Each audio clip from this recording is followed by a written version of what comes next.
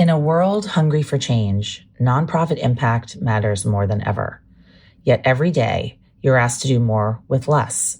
Less time, fewer resources, and tools that weren't even built for the way nonprofits actually work. What if you could do more with more? That's the promise of Bloomerang, the giving platform built for purpose. Bloomerang integrates fundraising, donor, and volunteer management into one intuitive platform. It connects your data to reveal real opportunity, showing you who's ready to give, when to reach out, and how to deepen every relationship. Because when your tools are built for purpose, your mission goes further. More connection, more confidence, more impact. Now that's more like it. Learn how you can do more with more at bloomerang.com. That's bloomerang.com. Now on to the show. Hello, and welcome to Nonprofit Nation. I'm your host, Julia Campbell, and I'm going to sit down with nonprofit industry experts, fundraisers, marketers, and everyone in between to get real and discuss what it takes to build that movement that you've been dreaming of. I created the Nonprofit Nation podcast to share practical wisdom and strategies to help you confidently find your voice, definitively grow your audience, and effectively build your movement. If you're a nonprofit newbie or an experienced professional who's looking to get more visibility, reach more people, and create even more impact, then you're in the right place. Let's get started.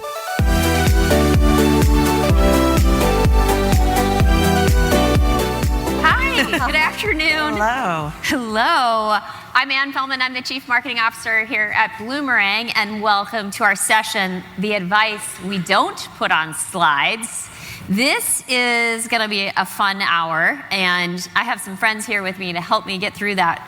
And before I introduce you all, I just want to talk about, the things we don't put on slides, the things that, a lot of the advice in the sector is safe and it's nice and we feel good about it. But today, this conversation, it's not. It's not that. We welcome disagreement. Okay, and nuance is more important than consensus, right? So there's going to be although we have a lot of similar ideas and alignment, but there's nuance and there's difference. And we all have different types of organizations and what we're facing. And so we are going to get into that this afternoon and have a really candid conversation.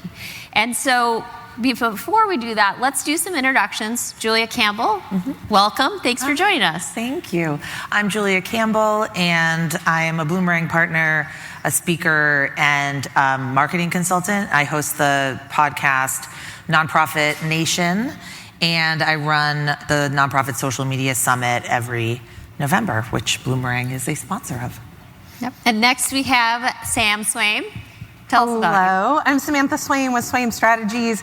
We are in the fundraising event space exclusively. So we advise, consult, teach, coach, but we have our Elevate conference. We have our podcast, The Fundraising Elevator, and we are Bloomerang partners as well. And finally joining us is Christina Edwards. Hey everyone, I am a podcast host. I have the Purpose and Profit Club podcast, and I have 2 group coaching programs where I primarily teach organizations how to be email-first fundraisers and laptop-first fundraisers. So how can you scale more from your laptop? All right, well, you have 3 fantastic experts here, so I think we're going to just dive right in. And let's start, we're just going to get into it about things that what do you see that nonprofits get wrong and get wrong consistently, okay? So that is what we're going to talk about. So let's just jump in. Any of you can jump in here about what mistakes do you see that nonprofits are repeating consistently? You want me to go? Any takers? Yes, I can take it. Okay, Julia. So for me, in my work, I do a lot of work with marketers or fundraisers or those all-in-one shops. And something I see that nonprofits are consistently getting wrong is not having a cohesive messaging strategy and a cohesive content strategy, and just posting and hoping it sticks and throwing out emails once in a while and maybe making a video here and there, and also not measuring what they're doing. So not creating content, putting content out in the world with intention and meaning, but rather just simply maybe putting up a flyer on Facebook because they think they have to. And I understand the reasons behind that, but I think we need to absolutely become better in investing time into creating the kind of content that our audiences want to hear and see from us. That was fascinating. I had a lunch conversation today, and it was just about that, kind of finding someone that's more responsible for the email and consistent message with the social media person, and how do I get them to talk to each other. Yeah. Or fundraising and marketing. I think a lot of the work that I do, I call it couples counseling between the fundraising and marketing departments, because they don't really know to speak to each other. They need to all be on the same page. They need to respect what each other's doing. Maybe there's some resentments there. So this is something consistently I see, this division and this siloing around fundraising and marketing in nonprofits. I think that abundance is a mental shift that changes how you talk to donors. It changes how you approach the conversation. It also changes your own mental health around fundraising, right? It removes a lot of the barriers and the obstacles when you start to think about, well, what are all the things we have? What are all the things that work well? What are all the impacts that we have? That abundance mindset can be transformative for an organization, and yet the name itself, nonprofit, is scarcity built into the sector. Yeah.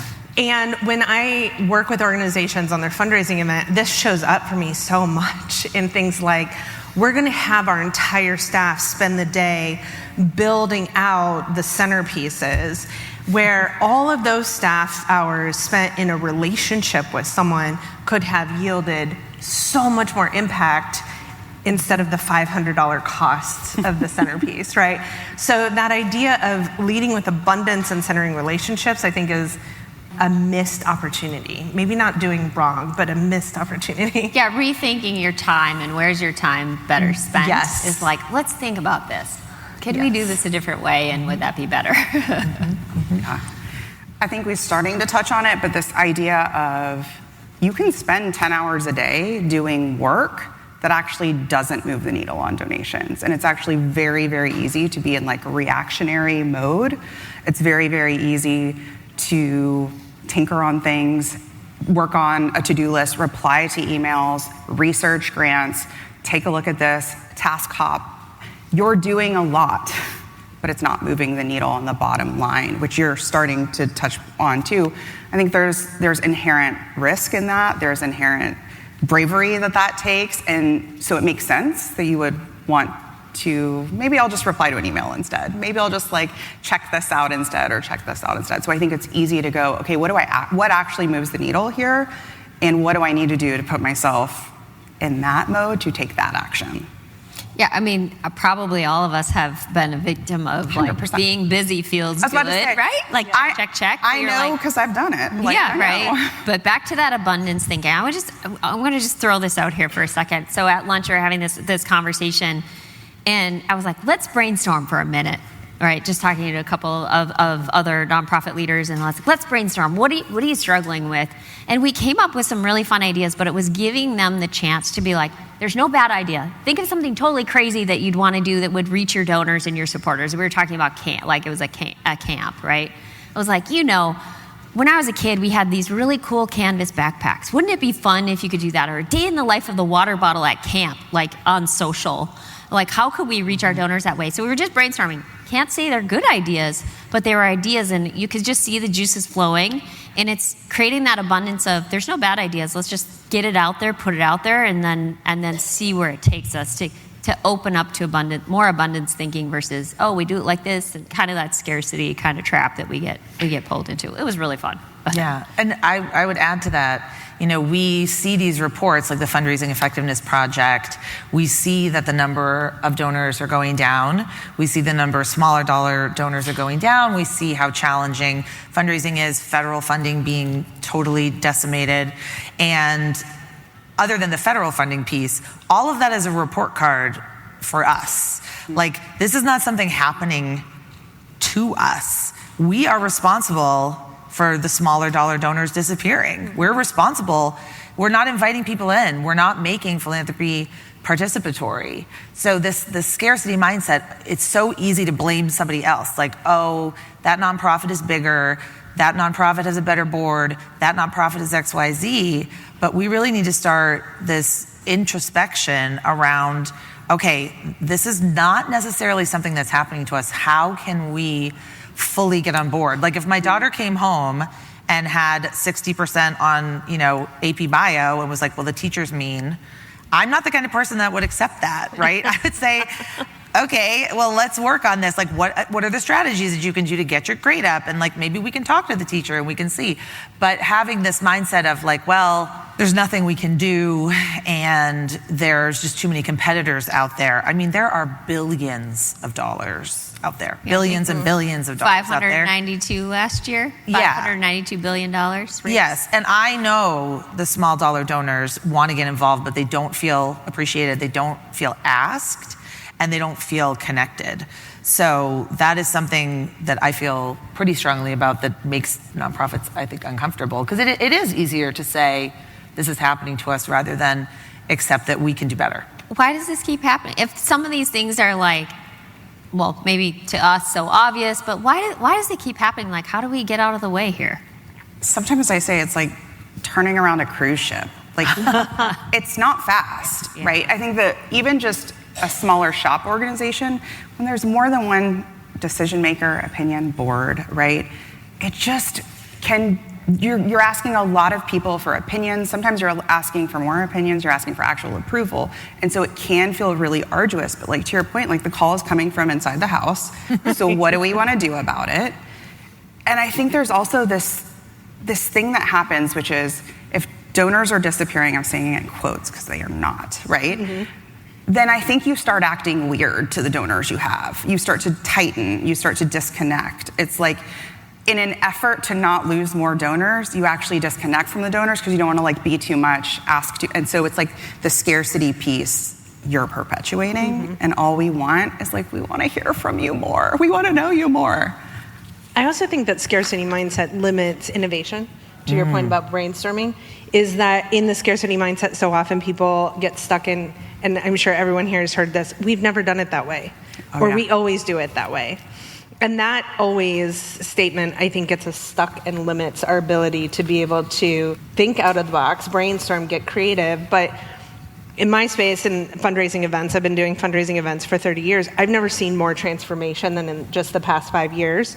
And I think it's because we are living through a connection recession right now, a term that's been coined by the Wall Street Journal. This idea that we have a divide where between COVID and technology, we are not in community, in person as often, and we are communal by nature, human beings. And so that, I think, is part of why we are seeing repeat donors drop, why we are seeing retention rates decline. It's not that they're not there. People generally consider themselves generous. People generally want to be a part of giving to things they care about, but we're not inviting people in a way that they feel connected to. So I feel like right now, one of the easiest things we can do is things like, I know this is going to be controversial, but don't have your board meeting on Zoom. Like, a simple solution is bring people back in a room together to be in conversation. Have a staff retreat, like get out and laugh together. Like some basic tactile things we can do to kind of inspire that connection again and invite people back into our organizations. The tactile thing is a really good point. Even it can be as simple as like, or go get your team outside, or I used to do, I'd have like Lego kits and coloring books and other things like, woo, I heard that. But those things get our brain on a different plane, if you will, so that we can break out of the mindset thinking of, well, we do it like this. And it was like, well, but do we have to? Like, let's just for a minute allow ourselves to think crazily. If we had everything under the sun, what would we do? And that's really good to bring together people that have really opposing viewpoints. So I'm on the school board where I live, and we really have some very divisive people and opinions on the school board. And Bless you for doing that, by the way. No, it's okay. And it was coming to a point where we couldn't function. Like we couldn't have consensus. It was disrupting the board meetings. So we did like a half-day Lego tactile thing. We were paired with the person we least wanted to be paired with. We had to like complete these challenges. And while, it's not going to help me change my views and my values and what I stand for, it's helping me understand the thinking of another person. So if you have that kind of division in your organization or on your board, I think it's a great idea. I just feel like the being in community is one of the number one things we can do right now. And Clay Buck, who's a fundraising consultant, once said, stop asking, start inviting. We've terminated things like volunteer programs because it was just easier, right? During COVID, we weren't utilizing volunteers, so we let go of our volunteer manager, and then now we don't have robust volunteer programs. Find ways to invite people back to your organization. I love that. The inviting back. You hit on something, and I don't think we're going to get to it later, so I'm going to ask you now. Your idea was when we were doing Fundraiser Focus Week, Sam, and you talked about the paddle raise, and you talked about inviting people at the $20 planting, can you just talk about right? That's a beautiful invitation, and I was like, oh my gosh, that is such an awesome idea. Yeah, if we want to go back to your first question of what do people do wrong, in my space, they don't ask. That idea of inviting people to an event that is a fundraising event, and then they say, this is going to be a friend raiser. Don't do that. Because when you have invited folks to be a part of something, and then you share with them, this is the work, this is the impact, this is what we could be doing together, and you never give them an opportunity to be a part of that, it's literally like you're saying, ready, set,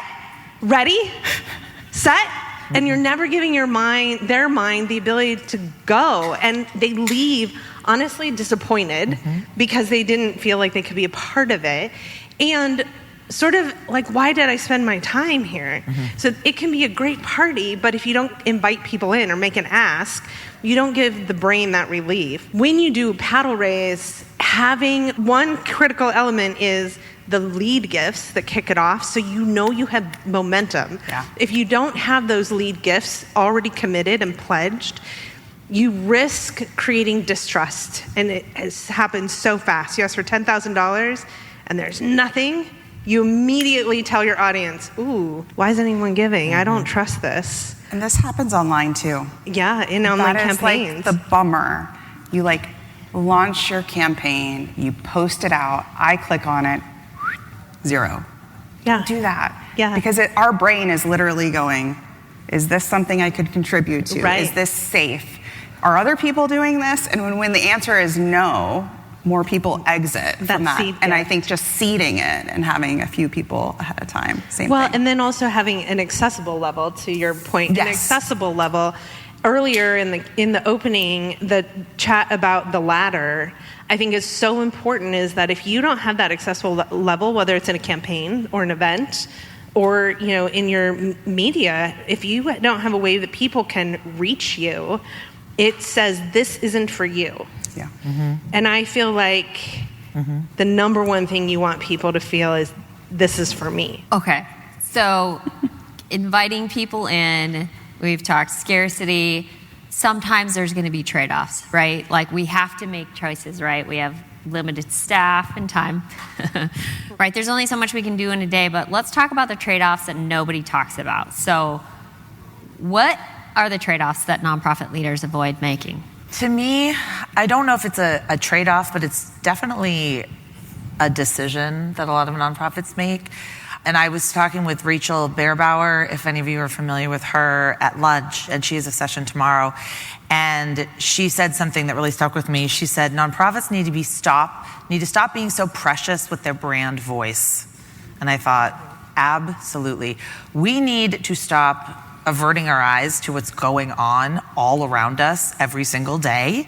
We need to stop pretending like we don't exist in the world and in our community and in our society. We need to talk about these issues. And this could be a trade-off because, if you are doing something important and saying something important, you're going to get pushback. If you are just simply towing the line and putting out content that makes everyone feel comfortable, then either people aren't listening or they're really not going to trust that you can get the hard work done. And it does come back to trust. So to me, I really want to see more nonprofits just talking about how current events are affecting their work, how the demand has risen, how resources are stretched thin. And if you say you like apples, someone's going to say, why do you hate oranges? And obviously that's going to be a thing. But we have to get over that. I mean, the work that we do is so important. And the people that support it want to know that we have sort of a line in the sand and we stand up for the people that we serve. I would say asking more often and more than you're comfortable with. Like, the big trade-off is comfort. If your revenue is plateauing, if your revenue has declined year over year, it's a comfort issue. It is easier to do exactly what you're doing, and you will either see a plateau or diminishing returns, and it takes more guts to have more campaigns, more fundraisers, and more asks, because when you do that, you will hear more no's, and then you will also hear more yeses. But the no's, that muscle that you will have to build to metabolize the no's and keep going to hear the yeses, that's it. That's the trade-off, is, am I willing to do that? Or do I just want to keep doing what I'm doing because that's comfortable?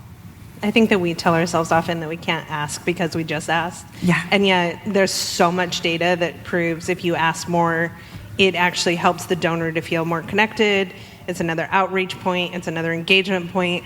I also think that if you're not asking, you're not receiving. Mm-hmm. But I also think that the world is political and people fear talking about the politics. But to your point, being able to step up to, this is how it's impacting us, helps your donor to see where they can step in. There's actually a great story. I was talking to Ellis Ferris, who is a consultant.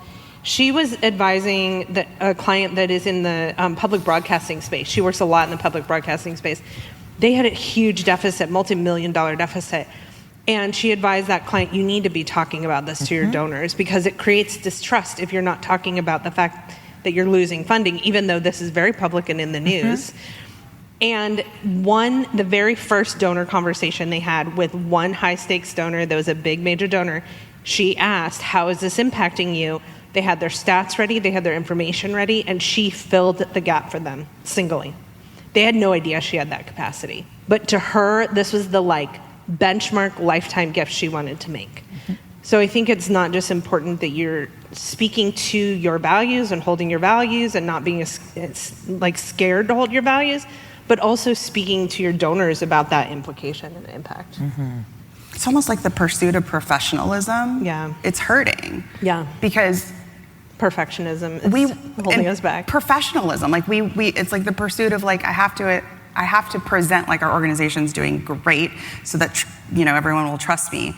But in fact, the invitation to say it's really hard right now, or our grant funding got cut, and that means this. Donors are like, oh, we would love to help. Well, I also think you can do both, right? That's to be able to be we're really good at this. This is our mission. This is our program. This is what we excel at. Yeah. Unfortunately, this is the gap. This is what we're facing. Yeah.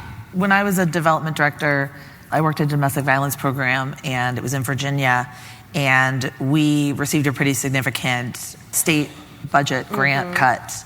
And I do remember being in the room with the board and the executive director, and all of them saying, well, we can't say anything because it was very politically motivated, and specifically against programs that served women and girls and all this fun stuff. So to me, I thought, okay, it's a fact. Okay, we're not expressing an opinion.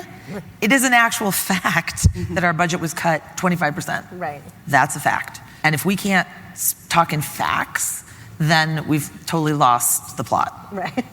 Yeah, I mean, that's what builds trust. You have the knowledge of the organization, what you need, what you're really good at doing, and this is the gap. We had this conversation in a session I was in earlier today where someone is tasked with raising, I believe it's $76.5 million, and they're at 71.5. And the state came in and they had a huge grant, which is like a huge. It's like, how do I get past this last mile, right? How do I get there? And it was like, let the community know about your gap. Yeah. Talk openly about your gap and how good you've been getting to this point, because we've had customers talk about, they went to the next major donor, they were just having a conversation, and all of a sudden they're like, I will do a match if you raise another $100,000 by the end of the year. And it was like, and they did it, and they surpassed their goals. And so it is about acknowledging that gap, making that ask.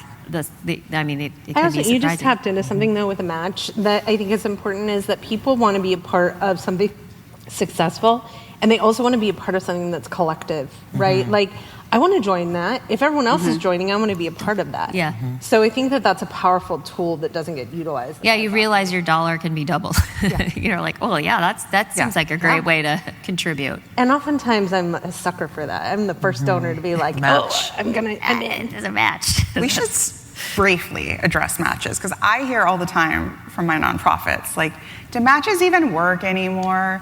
And I feel like you're nodding, so you're with me. Yes, we're in the pool. Like, we see it too much. We are like, yeah, match. It totally still works. It absolutely works.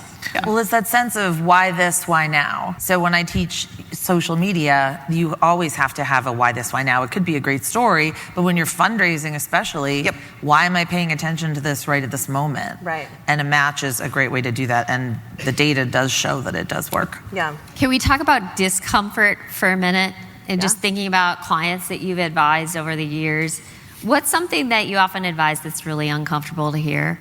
Is there anything we haven't hit on there? Well, for me, it's always the client story. So often we work with organizations that say, especially organizations that are dealing with any direct social service support where someone has been in a state of crisis, the immediate response is, we don't tell our client story. Confidentiality, we do not tell our client story. And yet, there is a ton of data behind the fact that, one, a client story moves giving significantly more, and two, the client story is something that, if done well, if done ethically, if done with trauma-informed care, can actually be a healing part of someone's journey. So we frequently are coaching an organization toward the paddle raise moment at their event, which is your biggest revenue opportunity at an event, hands down, in which we ask everyone to turn their focus on one story, not every story, one story that represents the impact of your work, and then move into the fundraising paddle raise. And so often the barrier to get to telling that story is this fear of poverty porn, right? That idea of like, we're gonna, the sad kitten in the cage sort of fundraising. And it is an old model of fundraising. And we've learned better. We've learned that you can actually tell a story in a very ethical, trauma-informed way with kindness and care that is part of a powerful journey that connects people deeper to the giving. So I frequently run into that kind of like gap. The safe model is frequently, we'll just go to the list of programs we offer. Yeah, that's sanitizing it, right? Yeah. Versus an emotional story. Not emotional, yeah. Also, you don't have to cry. That story does not have to lead people to cry. We have over 300 plus emotions. We feel, you do not have to, you can feel nostalgic, you can feel excited, you don't have to cry. I would say send more emails than you're comfortable with. Like, sending more emails can change your fundraising life, and it's going to be uncomfortable. You're maybe hear some pushback about it, but email and social media are not the same. Social is great for awareness and visibility, but the conversions, everything we heard in that first session this morning, donations are happening. That email is your foundational backbone. And I'm kind of thinking about, as we're speaking, like, how come for-profit brands and businesses get like a totally different set of rules? Like, I can discover a new brand and be like, I like that brand. I can order something from them. And 3 days later, they're inviting me to buy something else. Yes. And I am not offended. I'm kind of excited. How many emails do you get from whatever you just bought or you looked at, pair of shoes, bed sheets, whatever, and you're getting 5 emails a day? It must work. It must It work. does. It's as if it does. I think we think we are not for-profit. We are not capitalistic. We are not going to be like that.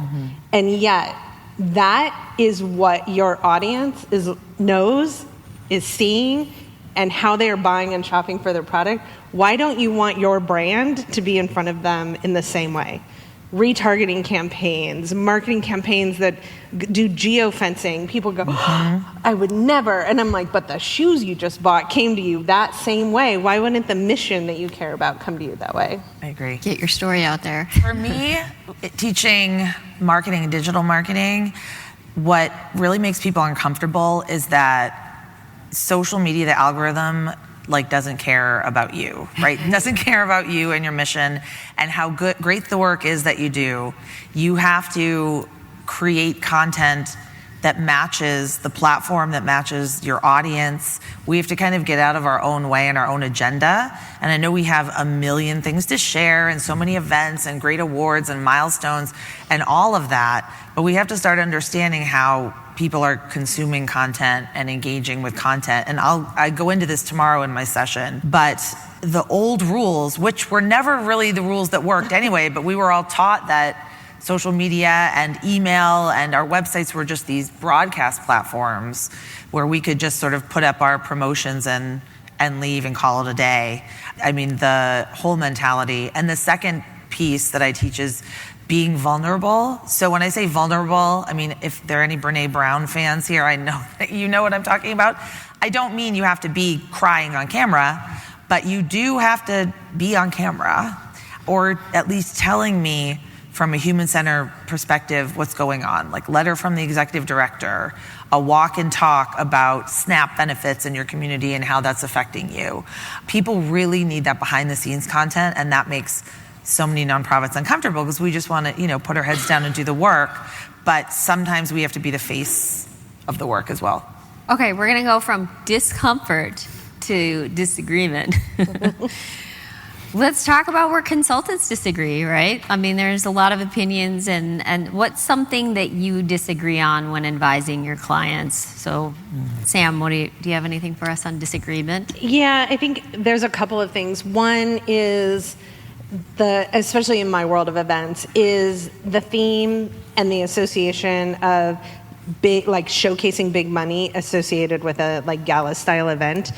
I think there's a lot of disagreement in community-centric versus donor-centric fundraising around this idea that the gala feels like a conflict of we have to set aside our values and mission for a one night where we can reach our big dollar donors and raise a lot of money and sacrifice our values. And my sort of disagreement there is you can do both. You can be community-centric in a way that also appeals to those big donors. You can be very true to your mission, but the key to do that is you have to center your mission.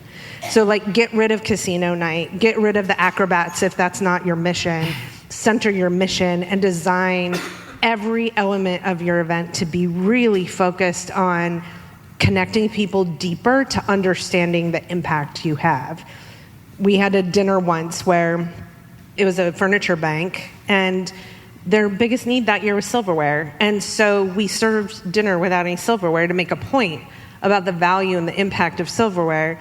And just as guests were trying to figure out how to eat their soup and looking around the room, we said, notice something missing. And it became a storytelling piece that we could physically, tactily immerse them in. And when we brought them their silverware, we were able to say, this silverware tonight will all be cleaned and donated back to the furniture bank. That, instead of feather dancers, moves and removes that conflict of it's not just a showcase of money. The other thing I would say is we don't have to have an auction. And that's where I probably disagree the most in people in the event space, is that the biggest impact you can have is sharing your story, immersing people in your mission, and asking them to be a part of it. If you don't have the people and the bandwidth, you do not need to spend hours and hours and hours of your time putting together silent auction packages, putting together live auction packages. You can really simplify to something even more powerful and raise more money and spend less time. You do not have to have an auction. It works for some people, but it doesn't have to be there. Yeah, sometimes the event is like a long walk to make $1. And if your event is the event you just described without the silverware, I'm all in, right? Yeah. Where there's this depth or this meaning, there's a before and after. It's a story. Before I came to the event, I'm changed, right? But I see a lot of people think their 5K is going to fix their fundraising problem. Right. And all they did was tire out their staff, their board, their volunteers, everyone. And it was like, it was a hard dollar, a hard 20K, it was a hard 200K, whatever it raised. And I think as a donor, there's this mentality sometimes of like, I have to give them something. We don't want anything. I don't want the auction item. I remember years ago, I was voluntold to be on the auction committee. Voluntold. For my child's preschool. And my husband was like, hang on a second. So you're asking small businesses to donate gift cards so that we can pay to go to the auction and buy them back. And I was like, yes, that is the plan. That's it. That's it. And he was like, what are we doing? I was like, I know. So yeah, it's like, is there another way to reimagine the event, or do we need the event at all? And if the answer is we don't need the event at all, then I'm like, let's email fundraise. Let's do this. One of the things I would say on that is a couple of things I would love to see people do more of we don't need the ominous brand voice. We don't need XYZ organizations sending the emails. Like, we want to know you. We want to know the people. Besides the executive director, like, she's awesome too, but I want to know the different voices in the organization. And that is really the difference between the organizations that have like that connection, that trust, the people who give multiple times a year. I was talking to a fundraiser yesterday and I was like, your donors who give 3 times a year. He was like, who? Like, once a year. And I was like, no, the people who give multiple times a year. That's what you can do with email very, very quickly. I think I disagree. The philosophy in digital marketing and in nonprofit marketing I most disagree with is that there are a set of best practices that we all have to follow. There's no one size fits all. So I can't stand those articles that say, oh, the best time to post on LinkedIn is Tuesday at 10 a.m. That doesn't mean anything. That might not be the best time for you. Or you have to be on 3 platforms posting 3 times a week. I mean, there's suggested guidelines, but all of us are so unique and our audiences are unique and our missions are unique that there's just not one best practice. And I also think you should break up with platforms that are not working. So if you don't want to be on X, get off X. If you don't want to have 5 Facebook pages for your organization, you shouldn't anyway. Feel free to consolidate. Don't worry so much about like what the experts are saying you should do, and look at your capacity and your audience, and your messaging, and focus on that. I really think less is more, and quality over quantity now, especially in the age of a lot of AI generated content online. I would add too, in the same way that if you don't need to be on every platform, your staff also does not need to be an expert in all those platforms. No. And I think so often our mission is so specific, right? Like, our work has a specific tangible goal that we're working toward. We don't also have to be the marketing expert, the social media expert, the comms expert, the platform expert, the analytics expert, the data expert, the fundraising expert. But I think it's okay to hire people who are, because being able to save your staff the heartbreak and the workload by bringing in someone who can do it in 5 minutes versus your staff spending weeks learning how to do something new. I think so often in that scarcity mindset, we try to stretch our dollar and then don't understand that someone who really is truly deeply an expert can have an exponential growth opportunity for you and ease and like not burn out your team. And to add on to that, something that we had talked about before this panel is that so many people in the nonprofit sector come from programs or they're founders. So they don't have a marketing or business background or a fundraising background necessarily. They have passion for the mission, passion for the cause, but yet think they have to be experts in every single little piece, like information technology and HR and all of that. That's really distinct in our sector. Absolutely.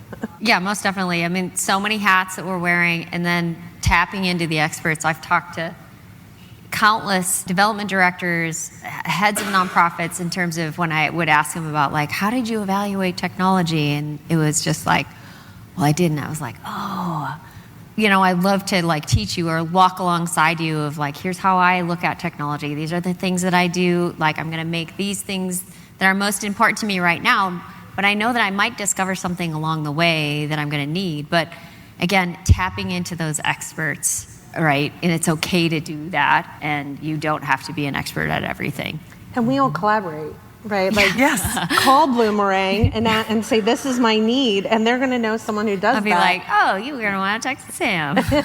Yeah. I'm thinking of the incredible fundraising event, the three of us. It's gonna have Between an marketing, amazing campaign, email, amazing follow-up, and organization. Yeah. It'd be great. Yeah, it's a lot of hats. Okay, so let's transition now to talk about, things that move the needle. What's really going to make the difference for our organizations?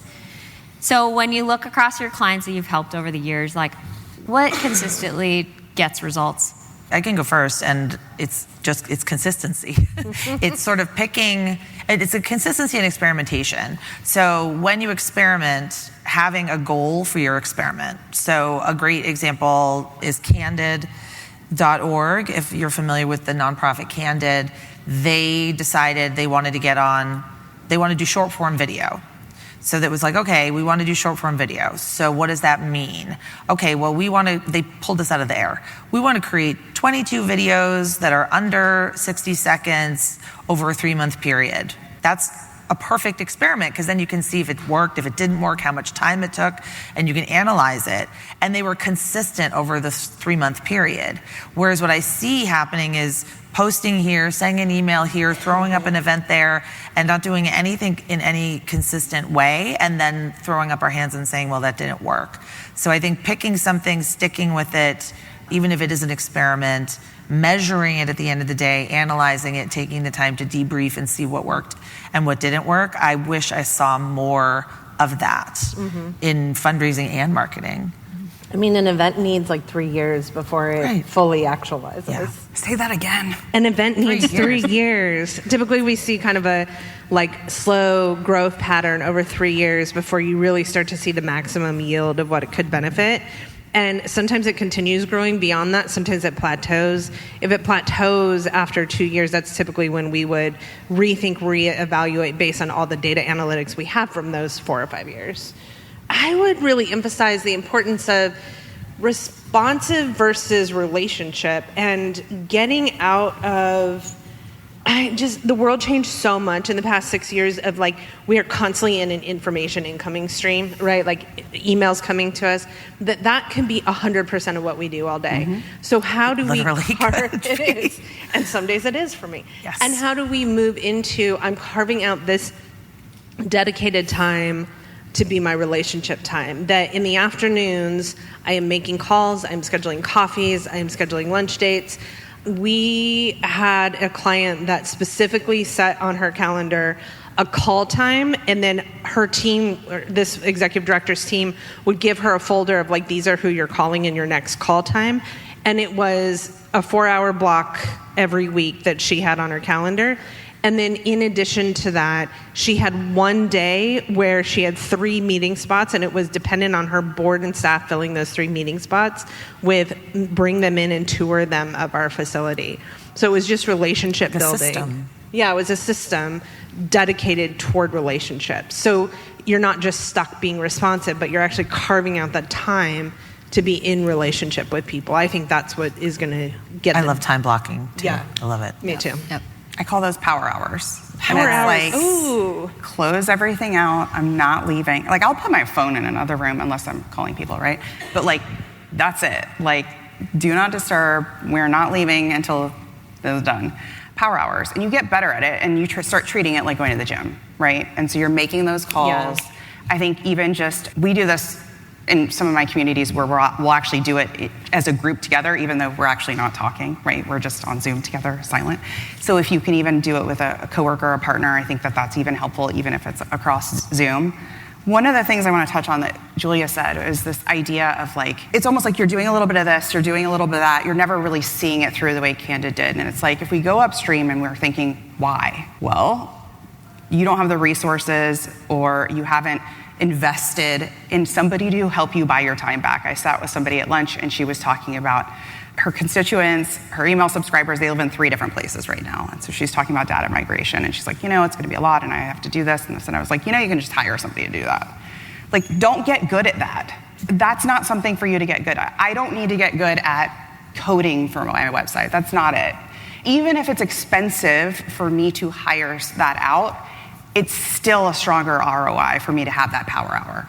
And I know the same is for you. And so there is a culture inside the nonprofit world. It's like, but I could just.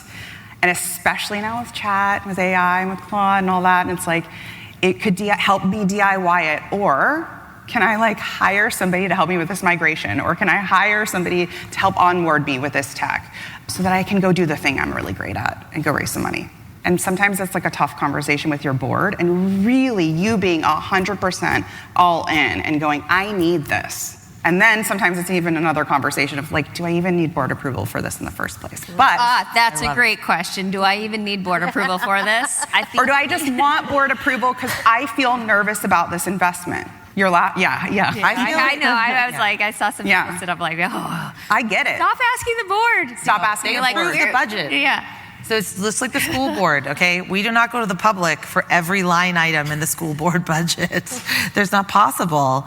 You know, we discuss with shareholders and stakeholders as we build the budget, but then the budget is presented and voted on. Yeah. So that's kind of how if I served on a nonprofit board, that's how I would approach the financials, I know I have a responsibility for the financial sustainability of the organization, which includes fundraising, right? Includes talking about the organization, but includes making sure that there's adequate fiscal governance. But occasionally, if there's a huge project like the high school roof falls in, then your board requires borrowing money, approving printer toner. My favorite executive director was like, "You don't want me to call you about this," and they're like, "No, we don't." Printer toner. Sometimes there's a culture of that. I've got a funny story on this. So someone that works at Bloomerang is on a board in their finance, and they were saying. They were arguing over spending another $20 a month at the board meeting on, some subscription for something. And it was like, we are doing great financially. We do not need to have this. There's an argument within the board itself to be like, so can we have a rational conversation of where like the board? So if you're a board member, trust your staff. That's right. Yeah. That's so undermining. I know, isn't that terrible? But I'm sure we've all felt that, right? And like, that's a hard conversation we need to have, and that's a disagreement we're going to need to have with our board or executive director to kind of be like, let's spend our time elsewhere than the $20 or the toner, the printer toner approval. It's just like you said, not giving staff the discretion to make those kinds of decisions. Right. There's guardrails, there's guidelines, there's policies and procedures, but you have to trust your staff. You do have to trust them at some point, and then if you don't, it's a different conversation. Yeah. But you're in your role, and especially for somebody who's been in their role for more than a few months, I'm like, you're in your role for a reason. I do think energetically sometimes it is about stepping up into it, and really, I call that like CEO energy, and being like, this is what I need. This is what we're doing. It's not, the roof has not caved in. It's not an emergency meeting. It's me running this organization, and we're hiring somebody for the data migration, and they're great. And I've vetted them, and they're the one. Like, that's it. Yes. Wow. Yeah. CEO I'm calling you. Yes. See, you want to talk to I know, I'm going to call you when I need a pep talk. Yeah, and when my clients need a pep talk. Okay, I think I have like two more like question areas. I'm just trying to be mindful of time and kind of where we're at. But is there something that, people think is difficult, but is actually, is there something is actually simpler than people are really thinking in their head that actually works, right? Like, they're like, oh, that's hard. No, I mean, it's not that complicated and it works. Try this. Is there anything where you get the resistance to want to like do a thing, but you're like, no, it's much easier? And I know it's going to be like, email more. No, it's not. You know what it is? I feel like it's the rumination. And again, I know that's because I do this. It's like the dread of something takes more time than the action of doing something. For me, this would be like, I just really don't like getting ready for my taxes every year. Like, it's all there. It's in QuickBooks, and I have somebody do it. Like, it is, the anticipation of it is like, I'll dread it for a month, 2 months. The action, because I've timed it before, it's like 3 hours of my time. That's it. That's all. And so I think we do this with a lot of very important things. Calling donors, following up with donors, like doing the hard thing actually doesn't take a lot of time. We do like board textathons, board phonathons. That's like, we can do it in 30 minutes. It is the dread of it, of like, well, that's what, it's the rumination. Yeah. I would add asking for money. Like, I think that people think it's really hard. They put it off. They have a million other tactics of things that are keeping them busy. I don't have enough time because the ask is intimidating or scary. And that is an area where I feel like it is actually so much simpler, so much easier, because it is really just inviting people in. It's asking, tell me your story and your connection. It's listening. Yeah, Make-A-Wish, right? Tell me your story, your Make-A-Wish story. How did you first get involved? They start to tell you, and then it's really easy to be able to invite them to do it again and invite them to participate again. We would love to have you donate again. That, I think, is something that people put off. And yet, without that, people feel a sense of, I can't figure out how to participate, so I'm not going to. Like, people don't just give because of altruism. They give because of the relationship, the sense of collective action, the community.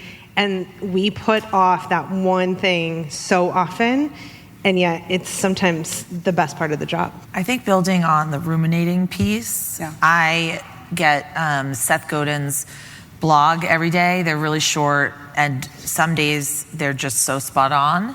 And he sent one a few weeks ago that's really was like one sentence, and it said, with two sentences, you don't need more time, you just need to decide. And I was like, I felt so like, you're like, whoa. How dare you? It's absolutely true. I have 7 notebooks of ideas and things. I have like my next book, I have this, I have that, I have podcast guests. And I get so overwhelmed that I tend to just shut down and be like, I'm just gonna watch Real Housewives and not think about the work I have to do. But you do not need more time, you just need to decide. What are the priorities? What are you working on? What are you best at? So those 2 sentences, I printed them up and put them in my office, and it's just as a reminder that just make a decision. And you got to trust that sometimes you will make the wrong decision, and the world will not. But then you have data. That's true. Exactly. That's a data point. Failure is a data point. Okay, I know what my audience isn't into now. Perfect. That's a perfect way to think about it. Well, that was very sage advice. This is the last piece. I was like, so what's a piece of advice that you give all the time but wish you didn't have to? Done is better than perfect. Oh, clap that one out. Snaps. I would say events don't need to celebrate money, they need to celebrate your mission. I would say people aren't paying attention nearly as much as you think. And for me, that's permission to ask again, to send again, to take another action. Like, we're again up in our business. But like, people are like, they missed the email, they missed the phone call, I didn't listen to the voicemail. Like, we're busy, we're distracted. So I tested that theory recently. Someone had told me once upon a time, like, you need 7 touch points for a decision, and then that number has gone up. What do you think it is? I tell my clients about 17 now. Okay. And I they make that face. 15 is what I heard. I've heard 14. Wow. No, I'm not really surprised, but that's... So I did a little test. And? I counted every single touch point, and when we hit 15, all the revenue came in. And I was like, oh my gosh, it's true. Like, if you knew it took 15 touch points to raise more this year, then that's it. Yeah. So then that's the decision. So it's like... Well, like folks that are on the Bloomerang marketing team will laugh when they say, people don't wake up thinking about us every day. No. We wake up every day thinking about, our organizations, but the world doesn't. And so we do have to get in front of them and tell them about us. And that's why we have to send so many emails and so many posts and so many things, because they're not thinking about us. And we're not the number one thing, but we have something important to say and share, and that's how we're going to get it. So I also try to think of my own patterns and behaviors and how those apply. Like the email that Bloomerang sends out, I may receive while I'm sitting in a conference and say, not right now, but the email that I get first thing in the morning because I was at my desk that day, I might read all the way through. And so that idea that like no one's receiving the information exactly the same every single day advocates for why you need more touch points. So more touch points. So I think we're going to wrap it up. Sure. So Sam, Julia, Christina, thank you so much for your advice and your thoughts and what's not on the slides. And let's make it a great week. Thank you all for the work you do.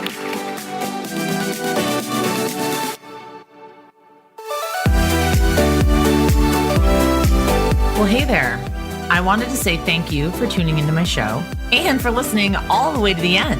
If you really enjoyed today's conversation, make sure to subscribe to the show in your favorite podcast app, and you'll get new episodes downloaded as soon as they come out. I would love if you left me a rating or a review, because this tells other people that my podcast is worth listening to. And then me and my guests can reach even more earbuds and create even more impact. So that's pretty much it. I'll be back soon with a brand new episode. But until then, you can find me on Instagram at JuliaCampbell77. Keep changing the world, you nonprofit unicorn.